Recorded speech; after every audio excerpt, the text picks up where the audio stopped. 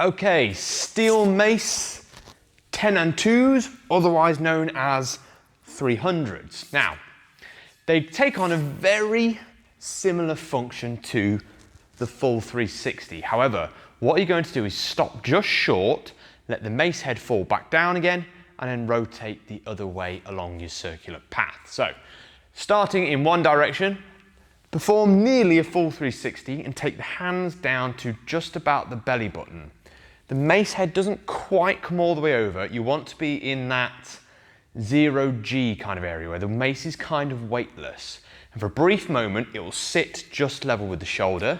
Then, as the mace begins to fall, you lift your arms up into that high guard position. So down, mace falls, lift the arms up, pendulum, mace falls, pendulum, mace falls, pendulum. And as you get more accustomed to where that sweet fall spot is, you'll be able to move a little bit faster and perform your 10&2's, which is predominantly the most competitive style of mace swings out there.